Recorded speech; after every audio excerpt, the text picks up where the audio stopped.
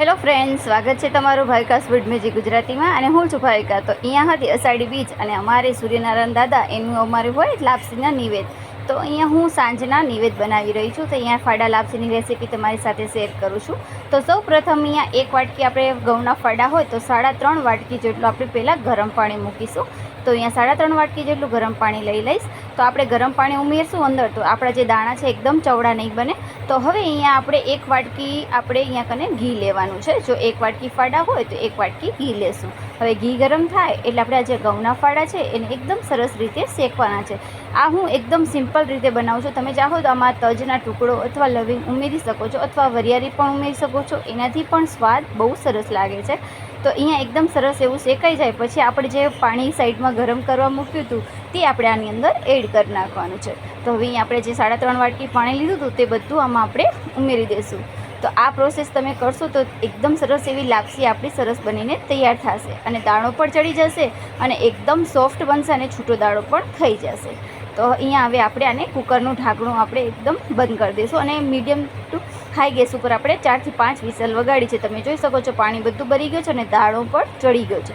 હવે આની અંદર આપણે ગોળ ઉમેરીશું. તો અહીંયા 1 વાટકી જેટલું એકદમ ઝીણો કરેલો ગોળ ઉમેરીશ અને ગેસ પાછો આપણે ચાલુ કરી દઈશું અને ગેસને આપણે ધીમો રાખીશું. તો હવે આ બધો ગોળ ઓગળે ત્યાં સુધી આપણે આને મિક્સ કરવાનું છે અને એકદમ આપણો ગોળનો પાણી પણ બળી જાય ત્યાં સુધી આપણે આને મિક્સ કરતા રહીશું અને એકદમ સરસ એવી લાપસી બનીને તૈયાર થાય છે. તમે ચાહો તો આમાં દેશી ગોળ ઉમેરી શકો છો. તો એનો કલર થોડોક ચેન્જ થઈ જાય છે. મેં અહીંયા વ્હાઈટ ગોળ ઉમેર્યું છે એટલે થોડીક વ્હાઈટ લાગે છે લાપસી, પણ ખાવામાં ખૂબ જ સરસ એવી સ્વાદિષ્ટ બની હતી.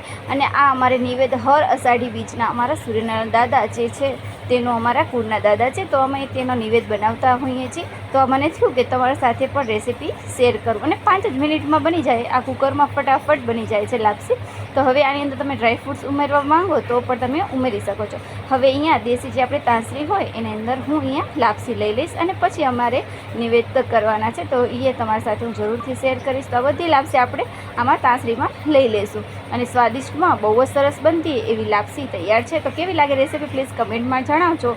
તો અહીંયા હું અમારા સૂર્યનારાયણ દાદાને અહીંયા કને હું દીવા કરી અને જે દીવા પૂજા કરી અને જે નિવેદ કરવાના હોય છે તે કરી રહી છું. તો તમે વિડીયો પસંદ આવે તો લાઇક શેર અને સબસ્ક્રાઈબ જરૂર કરજો અને તમે અષાઢી બીજના શું બનાવ્યું તે મારા સાથે જરૂર શેર કરજો. Thank you so much. આવી જ રીતના વિડીયો જોતા રહેજો.